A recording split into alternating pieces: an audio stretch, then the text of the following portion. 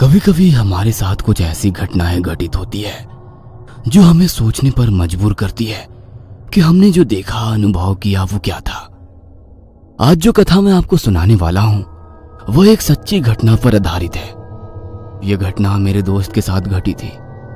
एक गाड़ी रात में हवा को चीरते हुए तेजी से हाईवे से गुजर रही थी। रेडियो पे 90s के पुराने गाने चल रहे थे। गाड़ी में बैठा संदीप खिड़की से बाहर गुजरने वाली गाड़ियां देखकर रेडियो पे लगे हुए कुमार शानू के गाने गुनगुना रहा था। संदीप एक कंपनी का सीईओ था। उसकी हाल ही में शादी हुई थी। उसकी पत्नी अपने मायके कोकण गई थी। घर में ही शादी थी, इसलिए जमाई होने के नाते संदीप को भी निमंत्रण था, लेकिन वर्कलोड के कारण वो उसके साथ तभी ना जा सका। लेकिन उसने अपनी पत्नी को शादी की तैयारियां करने के लिए और कामों में हाथ बटाने के लिए आगे भेजा और खुद बाद में जाएगा ऐसा कहा। रात में हाईवे पर से गुजरती गाड़ियां देख संदीप बोला, ड्राइवर चाचा, और कितनी देर लगेगी पहुंचने में? साहब, और थोड़ा समय लगेगा। तब तक आप झपकी क्यों नहीं ले लेते? मैं कुछ देर बाद आपको उठाता हूँ। संदीप हाँ में सर हिलाते हुए सोने की कोशिश करता है। कुछ समय बाद उसकी आंख लग जाती है। कुछ देर बाद ड्राइवर चाचा संदीप को उठाते हैं और बोलते हैं, साहब, मुझे भूख लगी है। मैंने घर से निकलते समय ही मेरी बहन को कॉल किया था और उसे खाना बनाने के लिए कहा था। यहीं पास में ही उसका घर है। क्यों ना आप भी मेरे साथ आ जाओ और खाना खा लो। नहीं चाचा, मुझे भूख नहीं है। मैंने निकलते समय ही कुछ खा लिया था। आपको अगर भूख लगी हो तो आप जाइए, मैं यहीं गाड़ी में बैठता हूँ। नहीं साहब, ये जगह ठीक नहीं है। आप एक काम कीजिए ना, आप मेरे साथ चलिए। अगर आपको भूख नहीं है तो आप मत खाइएगा, लेकिन सिर्फ चलिए। नहीं चाचा, मैं यहीं रुकूंगा। आप जाइए ना, मेरी चिंता मत कीजिए। लाख मना करने पर भी संदीप ने उनकी एक ना सुनी और गाड़ी में अकेला बैठ गया। जाते वक्त ड्राइवर चाचा ने संदीप से कहा, साहब, आप यहाँ बैठ तो रहे हो, लेकिन जब तक मैं नहीं आ जाता तब तक आप गाड़ी का दरवाजा नहीं खोलना और शीशे भी चढ़ा लेना। कोई अनजान व्यक्ति आए गाड़ी से उतरने को कहे तो भी मत उतरना, क्योंकि ये जगह ठीक नहीं है साहब। यहाँ चोर लुटेरे भी घूमते रहते हैं। संदीप ने उनकी बात मानकर गाड़ी के शीशे चढ़ा लिए और गाड़ी को अंदर से लॉक किया। अब संदीप गाड़ी में अकेला ही था। हाईवे पर दोनों तरफ घनी झाड़ियां थी। संदीप अब थोड़ा बोर होने लगा। अरे यार, बोर हो रहा हूँ, ऊपर से यहाँ रेंज भी नहीं है। अब वो टाइम पास के लिए फोन में सेव किए हुए गाने हेडफोन्स लगाकर सुनने लगा। कुछ समय बाद उसकी नजर गाड़ी के साइड मिरर पर पड़ती है। वहां एक छोटी लड़की हाथों में गुड़िया लेकर खड़ी उसे दिखाई देती है। वह लड़की संदीप को ही घूरे जा रही थी। शुरुआत में तो संदीप ने उसे नजरअंदाज किया, मगर वो लड़की अब गाड़ी के पीछे से गाड़ी के सामने आई और वहीं खड़ी रहकर संदीप को घूरने लगी। संदीप ने उसको ध्यान से देखा। वो 12-13 साल की होगी शायद। उसके बाल उसके चेहरे पर आए थे। कुछ इस तरह के बालों के कारण उसकी दाईं आंख ठीक से दिखाई नहीं दे रही थी। उसके हाथ में एक पुरानी गुड़िया थी। उसकी एक आंख बाहर लटक रही थी। ऐसा लग रहा था मानो वो गुड़िया संदीप को ही घूरे जा रही थी। उस गुड़िया के चेहरे पर एक उदासी दिखाई दे रही थी। हाथों में गुड़िया लिए उस बच्ची की गर्दन थोड़ी बाईं और मुड़ी हुई थी। उस छोटी बच्ची के चेहरे पर एक डरावनी हंसी थी। संदीप को तो शुरुआत में लगा ये लड़की यहीं की रहने वाली होगी, लेकिन कुछ देर बाद उसे एहसास हुआ कि इतनी रात में कोई माता पिता अपनी लड़की को बाहर क्यों छोड़ेंगे। उसने उस लड़की से ध्यान हटाने के लिए अपने फोन में देखने लगा। तभी वो लड़की जो गाड़ी के सामने खड़ी थी, अब वो संदीप के बाजू वाली खिड़की के सामने खड़ी हुई और संदीप को नीचे उतरने के लिए इशारा करने लगी और उसे डरावनी तरीके से घूरने लगी। वो लड़की बड़ी अजीब तरह से गाड़ी के चारों ओर चक्कर मारने लगी। उसके इस बर्ताव के कारण संदीप को थोड़ा डर लगने लगा। पहले तो संदीप को लगा कि वो लड़की रास्ता भटक गई होगी, इसलिए वो उससे मदद मांग रही है। क्यों ना इस लड़की के नीचे उतरकर मदद की जाए। लेकिन उसी समय उसे ड्राइवर चाचा के बताए हुए शब्द याद आए, साहब, कुछ भी हो जाए लेकिन गाड़ी से नीचे नहीं उतरना। इसलिए वो उस लड़की के कहीं इशारे करने पर भी गाड़ी से नहीं उतरा। ये सिलसिला 10 से 15 मिनट तक चला। फिर वो लड़की डरावनी तरीके से हंसकर विचित्र आवाज में बोली, आज तो बच गए। उस समय तो संदीप को उसके बोलने का अर्थ समझ नहीं आया और वो लड़की वहां से दूर एक कच्चे मकान के पीछे गई और वहां से गायब सी हो गई। तभी कुछ दूरी से संदीप को गाड़ी की तरफ आते हुए ड्राइवर चाचा और उनके दामाद दिखाई दिए। संदीप ने अपने साथ घटी ये सब घटना उन्हें बताई और उन्हें कच्चे मकान के पीछे जाने को बोला ताकि उस लड़की की कोई मदद कर सके। लेकिन वहां काफी ढूंढने पर भी वो लड़की नहीं दिखी। तभी ड्राइवर चाचा के दामाद बोले, आप बहुत भाग्यवान हो साहब, क्योंकि मुझे नहीं लगता ये कोई लड़की होगी, क्योंकि इतनी रात में यहाँ छोटी बच्ची कैसे आ सकती है, और यहाँ आसपास 2-3 घरों के अलावा कोई घर भी नहीं है। जितना मुझे पता है उन 2-3 घरों में भी कोई छोटी बच्ची नहीं है। यहाँ बहुत से एक्सीडेंट भी होते हैं साहब। अक्सर इस हाईवे पर कई लोगों को वो लड़की दिखाई देती है और लोगों से मदद मांगती है, और जो भी उसकी मदद करने के लिए नीचे उतरता है वह शायद ही जिंदा बचा हो, क्योंकि पुलिस को दूसरे दिन यहाँ केवल गाड़ी मिलती है। लेकिन वह शख्स जिसने नीचे उतरकर मदद करनी चाहिए, उसका कोई नामो निशान नहीं दिखाई देता है। यहाँ से गुजरने वाले कईयों को ये बात पता है साहब। मुझे तो लगता है ये कोई आम बच्ची नहीं होगी, अमानवीय शक्ति होगी जो आपको गाड़ी से बाहर निकालने का प्रयास कर रही थी, क्योंकि ये अमानवीय शक्तियां आग, लोहा, कांच, इन सभी चीजों से दूर रहती है साहब। ऐसा कहा जाता है अगर आप नीचे उतरते या फिर गाड़ी का कांच नीचे करके उसकी मदद करते ना, तो ना जाने आपके साथ क्या होता साहब, ना जाने क्या होता। भगवान का शुक्र मनाइए कि आप गाड़ी से नीचे नहीं उतरे। देखिए, आप दोनों यहाँ से जल्द निकलिए। हाँ, निकलते हैं। तभी संदीप पीछे मुड़कर गाड़ी की पिछली कांच में देखता है तो वहां वही लड़की उसी सड़क पर खड़ी दिखाई देती है। उसी डरावनी हंसी से वह संदीप को देख रही थी। यह घटना आज भी संदीप को याद है। आज भी यह अनुभव वो सुनाता है तब उसकी आंखों में डर साफ तौर पर दिखाई देता है। संदीप के मन में आज भी यह सवाल है कि ना जाने उस दिन वहां वो लड़की कैसे आई और कौन थी। वो क्यों संदीप को गाड़ी से बाहर बुला रही थी? क्या वो संदीप को कोई नुकसान पहुंचाना चाहती थी? इन सभी सवालों के जवाब अभी तक संदीप को नहीं मिले हैं। उस सुनसान सड़क पर मोहित की कार फुल स्पीड में चली जा रही थी। उसके बगल में बैठी उसकी पत्नी श्रेया के कानों में ईयरफोन लगा हुआ था और उसका हिलता हुआ सिर बता रहा था कि वो अपनी पसंद का कोई गाना सुन रही है। पीछे की सीट पर उसकी बेटी साक्षी अपनी गुड़िया को कसकर पकड़कर सोई हुई थी। मोहित कार के शीशे में कभी अपनी बेटी को देखता और कभी बगल में बैठी अपनी बीवी को। मोहित की कार अब हाईवे पर पहुंच गई थी। अजीब सा सन्नाटा था उस हाईवे पर, कुछ वैसा ही सन्नाटा जो शमशान घाट में होता है। मोहित का पैर एक्सीलेटर पर दबा हुआ था और स्पीडोमीटर की सुई 100 का कांटा छू रही थी। अचानक मोहित की कार के आगे एक औरत जिसने अपनी गोद में एक बच्चा उठाए हुए था वो आ गई। मोहित के ब्रेक लगाते लगाते उसकी कार ने उस औरत को टक्कर मार दी। वो औरत अपने बच्चे समेत 20 फुट ऊपर उछल गई और फिर जमीन पर गिरकर तड़पने लगी। वह विभत्स दृश्य देखकर मोहित के पैर कांपने लगे। मोहित ने अचानक से ब्रेक मारी। अचानक से ब्रेक लगाने के कारण पूरी गाड़ी का नियंत्रण खो गया और वो पास के पेड़ से टकरा गई। मोहित की आंखों के आगे वही दृश्य बार बार घूम रहा था। उसके मुंह से बोल नहीं फूट रहे थे। तभी क्या हुआ मोहित? अचानक से गाड़ी क्यों रोक दी? श्रेया, एक्सीडेंट हो गया मुझसे। उस औरत को बच्चे समेत मार दिया मैंने। ये तुम क्या बोल रहे हो? किस औरत को तुमने मार दिया? सामने देखो श्रेया। सामने? क्या है सामने? सामने तो कुछ भी नहीं है। मोहित कार की विंड स्क्रीन से सामने की ओर देखता है। वहां ना तो कोई औरत थी और ना ही उसका बच्चा। दूर दूर तक वो हाईवे सुनसान था। श्रेया, अभी मेरी कार से उसका एक्सीडेंट हुआ है। मोहित बार बार एक ही बात बोले जा रहा था, लेकिन सड़क तो सचमुच सुनसान थी। मोहित, लगता है बहुत देर ड्राइव करने के कारण तुम थक गए हो। तुम थोड़ी देर आराम करो, मैं चलाती हूँ कार। तभी पीछे की सीट से साक्षी ने कहा, पापा, हम पहुँच गए क्या? नहीं बेटा, अभी नहीं पहुँचे हैं हम। मुझे जोरों की भूख लगी है पापा। वो चिप्स का पैकेट दिया था ना तुम्हें? वो तो कब का खत्म हो गया। गाड़ी में अब और चिप्स के पैकेट नहीं पड़े थे और ना ही कुछ और खाने का सामान था गाड़ी में। मोहित, रास्ते के किसी लाइन होटल पर रोकना गाड़ी। वहीं खाना भी खा लेंगे और रास्ते के लिए कुछ ले भी लेंगे।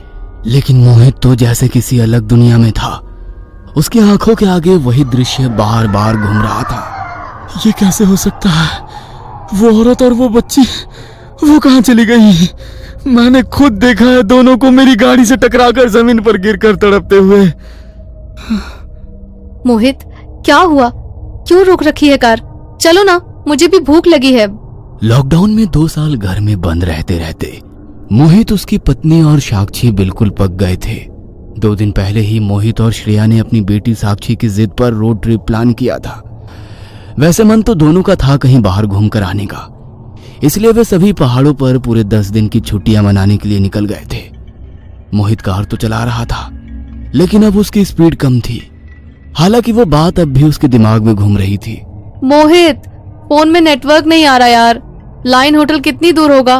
पता नहीं श्रेया, लेकिन होगा तो जरूर। ये नेटवर्क भी ना ऐन वक्त पर चला जाता है। मम्मा, मैंने कहा था ना और चिप्स खरीद लो, लेकिन तुमने मेरी एक बात भी नहीं मानी। बस तुम्हें तो यही सब खाना होता है हमेशा, फिर पेट में दर्द होने पर हमारे सिर में दर्द कर देती हो। अपनी पत्नी और बेटी की बातों को सुनकर मोहित धीमे धीमे मुस्कुरा रहा था। तभी साक्षी, जो शीशे से बाहर देखती हुई जा रही थी, एकदम से चिल्लाकर बोली, पापा, स्टॉप द कार, वो देखो, वहाँ है लाइन होटल। हाईवे के किनारे वो लाइन होटल भी कुछ अजीब सा ही था। बाहर से देखकर उसे लग रहा था कि कोई बहुत मजबूरी में ही उस होटल पर रुकता होगा और खाना खाता होगा। अब ऑप्शन क्या है मोहित? एक तो नेट नहीं आ रहा फोन में, और आगे ना जाने कितने किलोमीटर पर लाइन होटल हो, उसका क्या पता। और तुम देख रहे हो ना साक्षी को कितनी जोरों की भूख लगी है। मोहित ने कार को होटल के बाहर खड़ा किया और वे तीनों होटल की ओर बढ़ने लगे। रिसेप्शन तो उसे नहीं कह सकते। होटल के गल्ले पर एक अजीब सा आदमी बैठा हुआ था, जिसके चेहरे पर एक बड़े से कटे का निशान था। साक्षी और श्रेया तो उसका चेहरा देखकर ही डर गए। होटल में कुछ और स्टाफ भी थे। वे सब के सब उन लोगों को विचित्र नजरों से घूर रहे थे। सभी को यह सब बहुत अजीब लग रहा था, लेकिन भूख भी तो लगी थी उन्हें। मोहित, तुम खाना ऑर्डर करो, हम दोनों फ्रेश होकर आते हैं। वॉशरूम किधर है भैया? वॉशरूम? वो तो नहीं है मैम साहब, होटल के पीछे एक कुआं है। आप हाथ मुंह वहीं धो लीजिए, और पीछे एक खाली मैदान भी है, अगर बाथरूम वगैरह जाना हो तो। श्रेया और साक्षी दोनों मुंह बनाते हुए होटल के पीछे चले गए। भैया, खाने में क्या मिलेगा? साहब, हमारे यहाँ केवल वेजिटेरियन खाना मिलता है, आप बोलिए क्या खाएंगे? मोहित ने खाना का ऑर्डर दिया और होटल के बाहर लगी चारपाई पर बैठ गया और हाईवे से गुजरने वाली इक्का दुक्का गाड़ियों को देखने लगा। तभी मोहित की नजर एक लाइन होटल की बाईं ओर बैठी एक औरत पर गई, जिसने अपनी गोद में एक बच्चा उठा रखा था। जैसे ही उस औरत पर मोहित की नजर गई, उसके दिल की धड़कन जोर जोर से धड़कने लगी। ये तो वही औरत है जो मेरी गाड़ी से टकराई थी। मैं इसे बिल्कुल नहीं भूल सकता। यही तो उसने साड़ी पहन रखी थी। वो औरत मोहित को अजीब नजरों से घूरने लगी। मोहित को अब बहुत डर लगने लगा था। तभी उसने देखा कि वो औरत उस बच्ची को गोद में लेकर उठी और हाईवे की दूसरी ओर से आ रहे एक ट्रक के सामने जाकर खड़ी हो गई। पूरी स्पीड में आते हुए उस ट्रक ने उस औरत को जोर से धक्का मारा और दौड़ते हुए चली गई। ये सब देख मोहित के मुंह से चीख निकल गई। उसके पूरे चेहरे पर पसीने की बूंद आ गई। दिल की धड़कन तो इतनी अनियंत्रित हो गई थी कि लगता था कि हार्ट फेल हो जाएगा। वो शॉक्ड था। तभी उसकी पत्नी श्रेया भागते हुए उसके पास आई। मोहित, जल्दी चलो यहाँ से, साक्षी कुएं में गिर गई है। साक्षी कुएं में गिर गई है? लेकिन कैसे? मोहित अपनी पत्नी के साथ भागता हुआ होटल के पीछे गया। कुएं से अब भी साक्षी के चिल्लाने की आवाज आ रही थी। पापा, पापा, मम्मा, मुझे बचाओ। मोहित ने कुएं में झांक कर देखा तो साक्षी बेचारी बाहर आने को हाथ पैर मार रही थी, लेकिन वो चाहकर भी ये नहीं कर पा रही थी। रस्सी कहाँ है? मोहित भागता हुआ होटल के रिसेप्शन पर गया, लेकिन रिसेप्शन पर तो कोई नहीं था। तभी उसकी नजर होटल के बाहर चारपाई पर बैठी अपनी बेटी और पत्नी पर गई। ये दोनों यहाँ है, तो फिर वहाँ होटल के पीछे कौन था? तभी उसकी बेटी ने हाथ हिलाते हुए उसे बुलाया। पापा, यहाँ आओ ना, वहाँ क्या कर रहे हो? ये सब देखकर मोहित का सिर चकरा गया और वो वहीं बेहोश होकर जमीन पर गिर पड़ा। जब उसे होश आया तो ना तो श्रेया उसके पास थी और ना ही साक्षी। उसे अपने आसपास मरे हुए जानवर की बदबू भी आ रही थी। ये कैसी बदबू है? वो बदबू उसके बर्दाश्त के बाहर थी, इसलिए उसे उल्टियां आने लगी। उसने किसी तरह खुद को संभाला और श्रेया और साक्षी को ढूंढने लगा। श्रेया! श्रेया! साक्षी! साक्षी! तभी उसने देखा कि एक बार फिर से श्रेया उसकी तरफ भागती हुई आ रही है। मोहित, मोहित, यहाँ से निकलो, चलो, जितनी जल्दी हो सके यहाँ से निकल चलो। हम लोग बुरी तरह से फंस गए हैं। ये लोग जल्लाद हैं। यहाँ पर इंसानों का मांस पकाया जाता है। इंसानों का मांस? ये तुम क्या कह रही हो? तुम इधर आओ मेरे साथ। श्रेया मोहित को लाइन होटल के किचन में लेकर गई। वहां पर वैसे ही बदबू फैली हुई थी, हर और खून ही खून था। श्रेया ने फ्रीज को खोला तो मोहित को उसमें इंसानों के कटे हुए हाथ और पैर दिखाई दिए। साक्षी? साक्षी कहाँ है? कहाँ है साक्षी? साक्षी नहीं है अब, वो नहीं है अब हमारे साथ। इन लोगों ने उसे मार दिया है। मार दिया? अरे मेरी फूल सी बच्ची को मार दिया। मैं उन्हें नहीं छोड़ूंगा, मैं उन्हें नहीं छोड़ूंगा।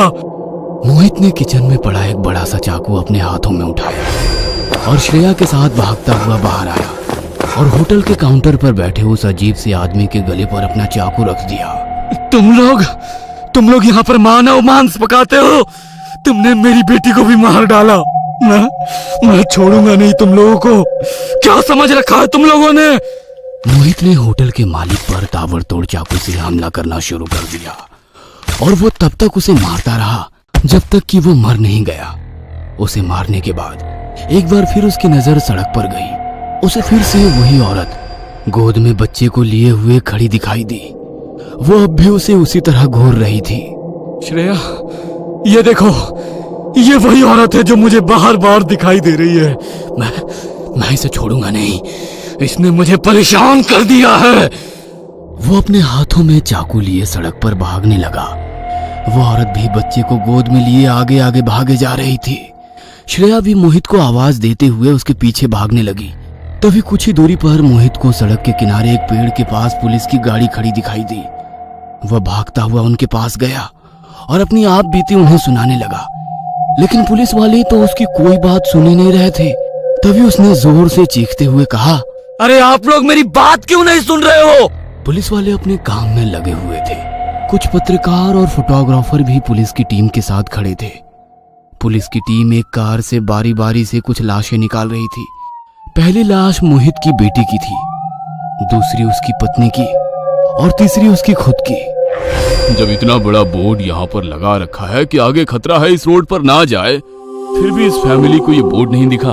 सर, ये फैमिली क्या, पिछले 6 महीने से ये बोर्ड लगभग 2 दर्जन फैमिली को नहीं दिखा है और वे इस रोड पर एक्सीडेंट का शिकार होकर पूरे परिवार के साथ अपनी जान गंवा चुके हैं। अगले दिन की अखबारों की हेडलाइंस में उसी एक्सीडेंट की खबर छपी थी। एक बार फिर से सालों से बंद पड़े उस खौफनाक सड़क ने एक परिवार को मार डाला था। काफी रात हो गई थी। आसमान बरसाती बादलों से घिरा हुआ था। हल्की बारिश भी शुरू हो गई थी। शेखर हर रोज की तरह अपनी टैक्सी लेकर सवारी छोड़ने के लिए जा रहा था। शहर से कुछ दूर एक बंगले के पास उसकी टैक्सी रुक गई। सवारी उतारकर वो दोबारा अपनी टैक्सी लेकर शहर की ओर चलने लगा। तकरीबन 2:30 बजे होंगे। शहर काफी दूर था। तभी नदी के ऊपर बने पुल पर एक लड़की अपने भारी भरकम सूटकेस के साथ कुछ कर रही थी। उठा रही थी या घसीट कर ले जाने की कोशिश कर रही थी, पता नहीं। उसे देखकर शेखर ने टैक्सी रोकते हुए कहा, हेलो मैडम, कहाँ जाना है आपको? शेखर की आवाज सुनकर वो लड़की थोड़ी हड़बड़ाई। जी, गैलेक्सी अपार्टमेंट चलेंगे? उस लड़की ने पता बताया। वो अपना ट्रैवल बैग उठाकर टैक्सी में रखने की कोशिश कर रही थी, पर वो काफी भारी होने के कारण उसे उठाने में परेशानी हो रही थी। रुकिए मैडम, मैं रखता हूँ। इतना कहकर शेखर टैक्सी से उतरा और बैग उठाने लगा। बैग तो काफी भारी था। बैग टैक्सी की पिछली डिक्की में रखकर शेखर ने मजाक में कहा, अरे मैडम, सारा सामान एक ही बैग में रखने के बजाय एक और बैग में रख लिया होता तो आपको भी परेशानी नहीं होती और मुझे भी। और हंसकर वो अपनी सीट पर बैठ गया। वो लड़की भी पिछली सीट पर बैठ गई। शेखर टैक्सी शुरू करके चलाने लगा और उनका सफर शुरू हुआ। मैडम, इतनी रात को कहाँ से आ रही हैं आप? मतलब कहीं घूमने गई थी क्या? घूमने नहीं गई थी, बल्कि आई हूँ नौकरी की तलाश में। मतलब आप यहाँ की नहीं है? जी नहीं। कोई बात नहीं। वैसे इस शहर में आपका कोई रिश्तेदार या दोस्त? हाँ, एक दोस्त है, मतलब था, नहीं है। था है मतलब आप क्या कहना चाहती हो? क्या आपका उसके साथ झगड़ा हो गया है या दोस्ती थी पर अब आपको उसके साथ दोस्ती नहीं रखनी? मतलब धोखा दिया क्या उसने? शेखर की बात सुनकर वो लड़की हल्के से मुस्कुराते हुए बोली, कुछ ऐसा ही समझो, पर मुझे धोखा देने वालों को मैं नहीं छोड़ती। उस लड़की की बातें सुनकर शेखर ने पूछा, काफी गुस्से वाली लगती हो आप। वैसे धोखा देने वालों के साथ करती क्या है? मैं जब छोटी थी, करीब 8 साल की, तब बाकी बच्चों की तरह मुझे भी अंधेरे से काफी डर लगता था। हम सब बच्चे मिलकर आस पड़ोस के पेड़ की इमलियां, आम तोड़ने जाते थे। काफी मजा आता था। ऐसे ही एक दिन मेरे पड़ोस वाले लड़के ने धोखे से मुझे एक खाली पड़े बंगले के अंधेरे कमरे में बंद कर दिया। मैं काफी डर गई थी। मैं खूब रोई, चीखती रही, पर वो मुझे बंद करके जा चुका था। मैं किसी तरह वहाँ से निकली, पर उसे कुछ नहीं कहा। उसकी बात सुनकर शेखर हंसकर बोला, लड़का थोड़ा शरारती था क्या? बचपन होता ही ऐसा है मैडम, मजाक मस्ती भरा। क्या आज भी उसके साथ आपकी दोस्ती है? नहीं। इतनी भी क्या नाराजगी? अब बचपना समझकर भूल जाइए और दोबारा उससे दोस्ती कर लीजिए।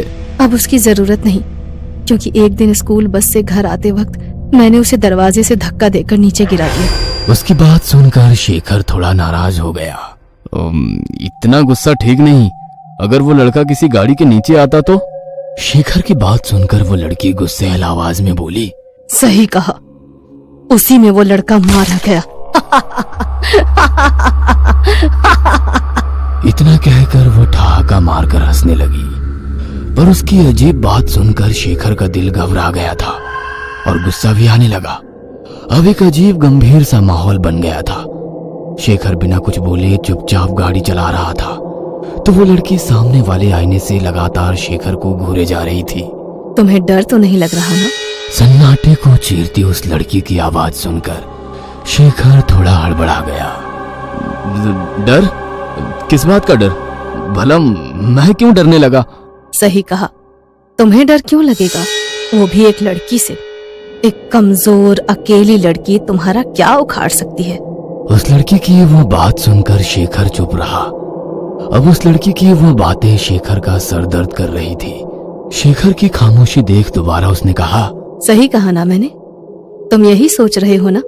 रात के 2 बजने को है, काली रात, सुनसान सड़क, आसपास न कोई मदद के लिए आने वाला, और ऐसे में एक अकेली कमजोर लड़की तुम्हारा क्या बिगाड़ेगी? शेखर खामोश रहा। वो बात बढ़ाना नहीं चाहता था। उसकी खामोशी देखकर उस लड़की ने आईने में शेखर की तरफ देखते हुए कहा, उसे भी यही लगा था। ना चाहते हुए भी शेखर ने उसे पूछा, उसे किसे? वही मेरा दोस्त, जिसके भरोसे मैं इतनी दूर नौकरी के लिए आई थी। बेचारे ने सोचा था एक अकेली कमजोर लड़की है, वो भी अनजान शहर, ना कोई पहचान वाला, ना कोई पूछने वाला, मेरा क्या बिगाड़ लेगी? उसके साथ कुछ भी कर लेता हूँ, लेकिन इतना कहकर वो धीरे से मुस्कुराई और चुप होकर टैक्सी की आधी खुली खिड़की से बाहर रात के अंधेरे में डूबे और सुनसान इलाके को देखने लगी। टैक्सी के अंदर लगे शीशे से उस लड़की को देखते हुए शेखर सोचने लगा, मुझे तो ये लड़की पागल लगती है। अपने दोस्त का क्या किया होगा इसने? मार डाला होगा। इतनी भारी सूटकेस में क्या लेकर जा रही है? कहीं अपने दोस्त को मारकर उसकी लाश को तो नहीं ले जा रही? अब समझ में आ गया। ये नदी के पुल पर ये भारी भरकम बैग नीचे फेंकने के लिए खड़ी थी। गलती से मेरी नजर इस पर पड़ी और इसका प्लान फेल हो गया। दिल कर रहा है इसे सीधे पुलिस स्टेशन लेकर जाऊं, पर ये इतनी शातिर लग रही है कि उस दोस्त के खून के इल्जाम में कहीं मुझे ना फंसा दे। शेखर का परेशान चेहरा देखकर वो बोली, कुछ परेशान लग रहे हो? पर तुम्हें डरने की जरूरत नहीं। इतना कहकर वो उस आईने से शेखर को ताड़ने लगी। चलो, मेरा अपार्टमेंट आ गया, यहाँ से आगे वाले गेट से अंदर लो। उस लड़की की आवाज सुनकर शेखर होश में आ गया। सामने एक अपार्टमेंट थी। थोड़ी पुरानी होने के बावजूद कुछ कुछ कमरों में लोग रह रहे थे। गेट पर कोई वॉचमैन नहीं था और गेट भी आधा टूटा हुआ था। शेखर ने टैक्सी रोकी। वह लड़की नीचे उतरी और पीछे डिक्की खोलकर अपना वह भारी भरकम बैग निकालने लगी, पर वो उसके बस की बात नहीं थी। ना चाहते हुए भी शेखर ने बैग डिक्की से निकालकर जमीन पर पटक दिया। अरे क्या कर रहे हो, जरा धीरे रखो। ऐसे बोल रही हो जैसे बैग के अंदर सामान नहीं बल्कि कोई जिंदा इंसान हो। इतना कहकर शेखर अजीब से मुस्कुराया। शेखर की तरफ थोड़ा नाराज होकर देखा और बोली, मेरे मोबाइल की बैटरी खत्म हो गई है, जरा आपका मोबाइल देंगे? उस लड़की ने बड़ी सरलता से मोबाइल मांगा। अब ना चाहते हुए शेखर ने उसे अपना मोबाइल देकर टैक्सी में बैठ गया। कुछ कदम दूर जाकर पता नहीं वो किसके साथ बात कर रही थी। बात खत्म हो गई और वो चलते चलते शेखर के पास आ गई। आपका बहुत बहुत शुक्रिया। एक और मदद करेंगे? जी कहिए। मेरे रूममेट फोन नहीं उठा रहे हैं और इतना भारी बैग मैं तीसरी मंजिल तक नहीं ले जा सकती। शेखर के पास कोई और चारा ना था। वह भारी भरकम बैग लेकर एक मंजिला तय करते हुए तीसरी मंजिल तक पहुंचा। वह लड़की एक कमरे के पास रुक गई। शेखर भी बैग दरवाजे के पास रखकर कुछ दूर खड़ा हो गया। उस लड़की ने बेल बजाई कि तभी शेखर ने देखा कि सीढ़ियां चढ़ते हुए एक इंस्पेक्टर और 2 कांस्टेबल उसकी तरफ आ रहे हैं। शेखर अब बुरी तरह से उस लड़की के जाल में फंस चुका था। पुलिस को आता देख दरवाजे के पास खड़ी वो लड़की मन ही मन मुस्कुरा रही थी। पुलिस वाले ने शेखर के पास आकर कहा, चलो दीवार के पास खड़े हो जाओ। शेखर इतना डर गया था कि उसके हाथ पैर जम गए थे। केवल एक पल में उसका बदन पसीना पसीना हो गया था। एक कांस्टेबल ने बैग की चैन खींचकर खुला कर दिया। अंदर का नजारा देख इंस्पेक्टर ने अपने सिर से टोपी निकालकर हाथ में ली। तभी दरवाजा खुलने की आवाज आई। एक 25 साल का लड़का दरवाजे के अंदर खड़ा था। उसे देखते ही पुलिस ने कहा, अब लाश भी मिल गई, अब थाने चलकर बताओ कि अपने दोस्त को कैसे और क्यों मारा। इंस्पेक्टर की बात सुनकर शेखर ने डरी सहमी नजरों से उस खुली बैग को देखा तो उसमें उसी लड़की की लाश थी जिसे वो यहाँ तक लेकर आया था। उसने आसपास देखा तो वो लड़की कहीं नजर नहीं आ रही थी। तभी इंस्पेक्टर ने शेखर से कहा, पुलिस की मदद करने के लिए शुक्रिया। तुम्हारी वजह से आज इस कातिल को पकड़ पाए। इस पर 4 लड़कियों की हत्या का शक था, पर उन लड़कियों की लाशें इसने गायब की थी। तुम्हारी वजह से पहली बार लाश पुलिस के हाथ लग गई। तुम्हारा फोन आते ही हम झट से निकले और हाँ, तुम्हें कोई परेशानी हमारी तरफ से नहीं होगी। तब शेखर को याद आया कि उस लड़की ने उसके मोबाइल से अपने रूममेट को नहीं बल्कि पुलिस को फोन किया था। वो भी शेखर की ही आवाज में। शेखर की जान में जान आ गई। पुलिस उस मुजरिम को गाड़ी में डालकर ले गई। शेखर भी अब अपनी टैक्सी में बैठकर घर के लिए निकला। अब वो दोबारा उसी पुल से गुजरने लगा। डर के मारे बदन कांप रहा था कि तभी सामने वाले आईने में वो लड़की टैक्सी की पिछली सीट पर बैठी नजर आई और एक आवाज गूंजी, मदद के लिए शुक्रिया, वैसे किराया नहीं लोगे? और एक अजीब सी मुस्कुराहट रात के सन्नाटे में गूंजने लगी।